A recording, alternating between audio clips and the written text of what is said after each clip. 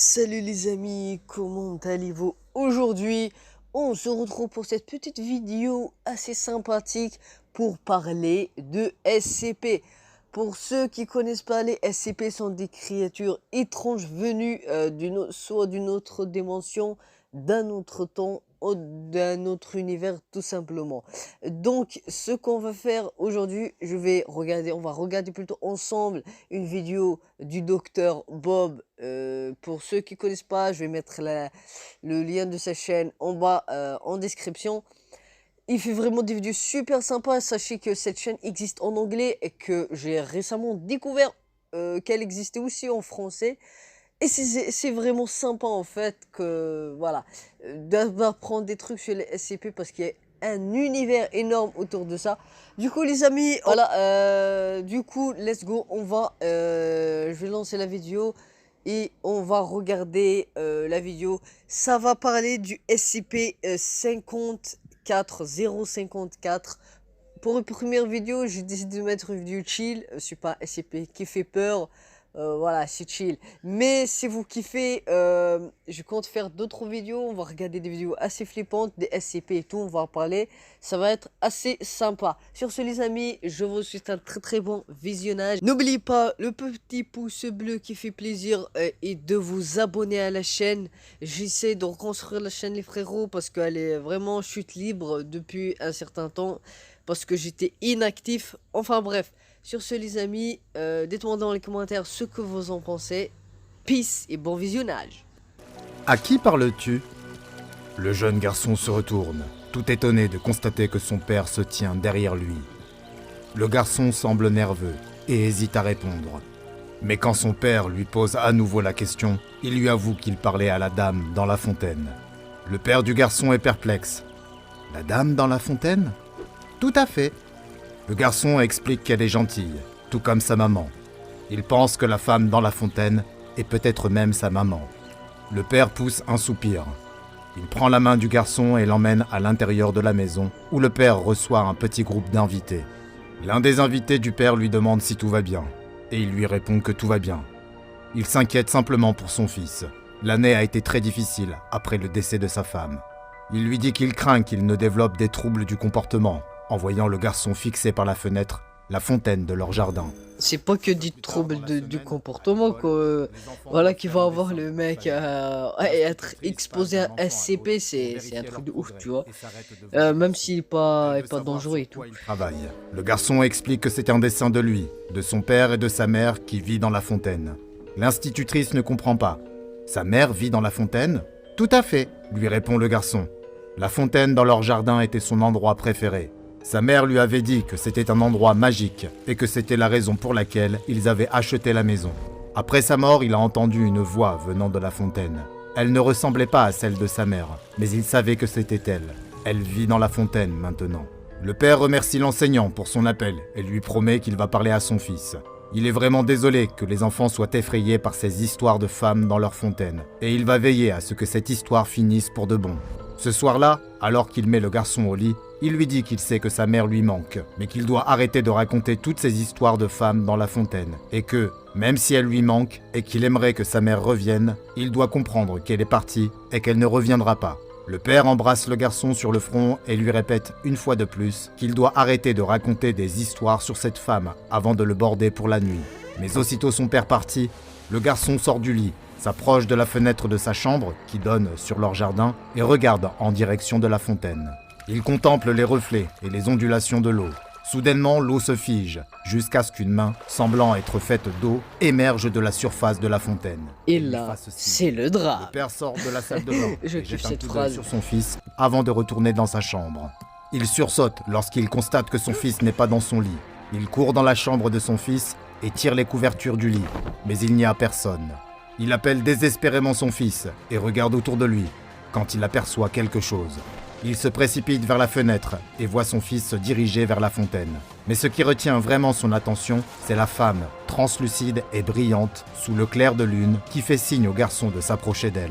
Le père se précipite en bas et sort dans le jardin où son Le fils mec est est en train choqué, d'enlacer la quoi. femme aquatique. C'est un truc de fou. Il est terrifié, mais son instinct paternel reprend le dessus et il se précipite vers la fontaine pour arracher le garçon à la créature.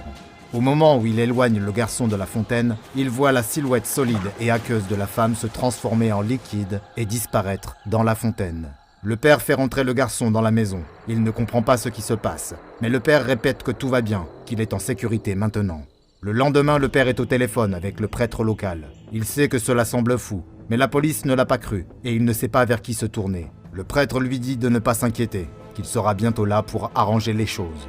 Le prêtre arrive à la maison avec 2 assistants et dit au père qu'il serait préférable que lui et son fils partent. Le garçon pleure, les suppliant de ne pas faire de mal à la gentille femme de la fontaine. Le père a du mal à retenir son fils, mais il réussit finalement à le faire sortir de la maison. Après leur départ, le prêtre se tourne vers ses assistants. Il enlève sa chemise. Et là, les choses sérieuses commencent, les reilles. Maintenant, comme vous pouvez le voir, là, c'est l'agence SCP qui se met en place. Vous allez comprendre la suite, c'est vraiment très sympa, de ouf. Je kiffe moi ce concept de SCP, enfin ce concept de regarder des vidéos, enfin de SCP, parce que c'est vraiment sympa. Moi je kiffe vraiment, j'espère que vous aussi. Si c'est le cas, laissez un petit pouce bleu et dites-moi ce que vous en pensez dans les commentaires. Sur ce les amis, on continue la vidéo. Je kiffe ces vidéos, un truc de ouf. Et dévoile un gilet de protection portant le logo SCP, et ses assistants font de même. C'est l'heure du confinement, dit-il, alors qu'il se dirige dans le jardin vers la fontaine et la créature anormale qui y vit. Salut, je suis le Dr Bob, et voici le SCP-054, également connu sous le nom de la nymphe d'eau. SCP-054 est la désignation que la fondation SCP a donnée à une entité anormale aux propriétés très étranges. Composé de 9 litres d'eau de source, en apparence tout à fait normale, le SCP-054 apparaît le plus souvent sous la forme d'un humain de sexe féminin, mais il est capable de prendre une variété de formes, comme d'autres humains ou des figures géométriques simples. On ignore comment il est capable de prendre et de conserver ses formes, ou comment il se déplace une fois qu'il y est parvenu, car toutes les expériences menées jusqu'à présent n'ont pas permis de mettre en évidence un phénomène thermique, électromagnétique, biologique ou autre dans son corps qui pourrait expliquer ses capacités. Chaque fois que le SCP-054 pénètre dans un plan d'eau, il se confond avec l'eau environnante, et il semble qu'il doive s'y plonger complètement de temps à autre afin de reconstituer son volume total, lequel se réduit constamment en raison de l'évaporation. L'eau qui s'est évaporée de l'anomalie a également été recueillie par la Fondation. Cette eau est également identique à l'eau ordinaire et ne présente aucune propriété particulière.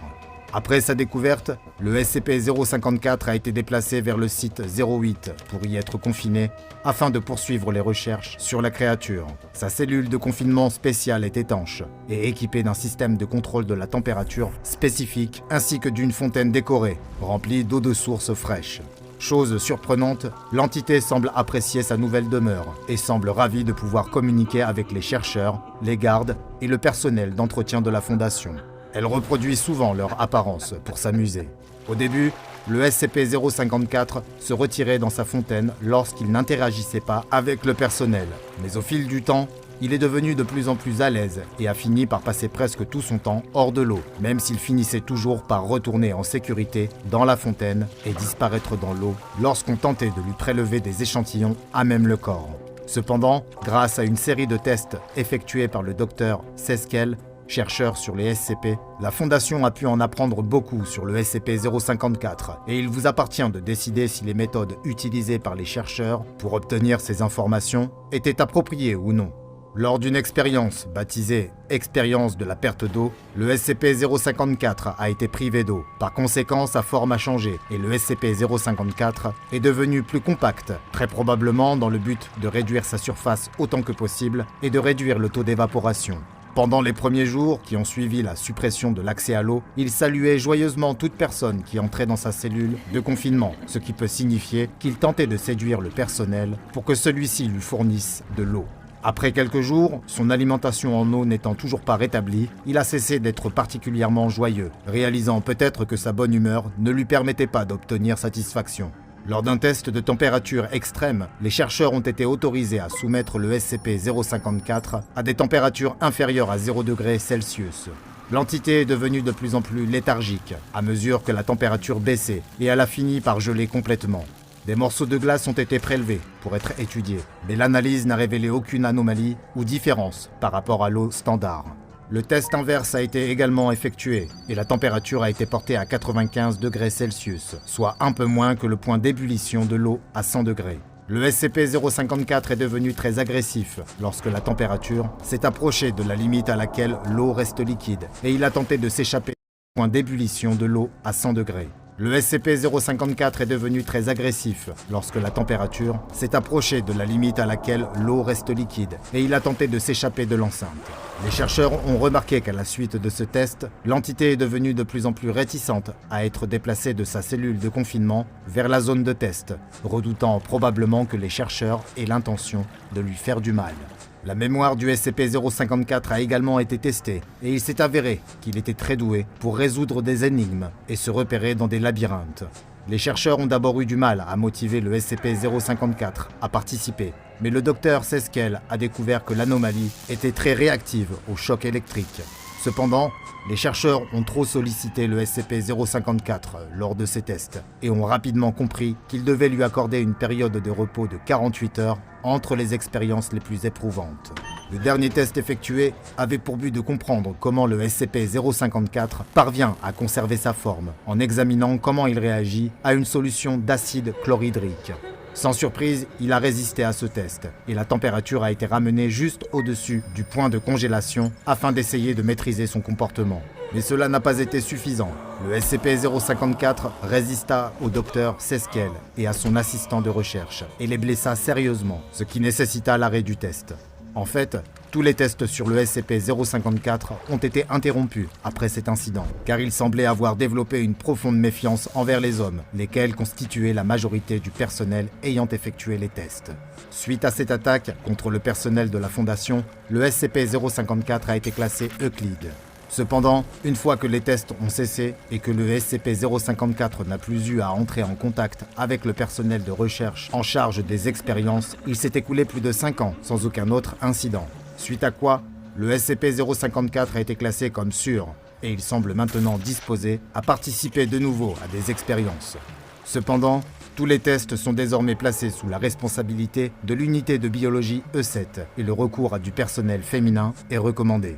Bien que classé comme sûr, la prudence est de mise lorsqu'on travaille avec le SCP-054. Le personnel de maintenance doit porter des combinaisons de protection contre le risque chimique lorsqu'il travaille à l'intérieur de la zone de confinement et doit passer 10 minutes dans une salle de séchage spéciale une fois qu'il est sorti, pour s'assurer que le SCP-054 ne soit pas parvenu à s'accrocher à une quelconque partie de son corps.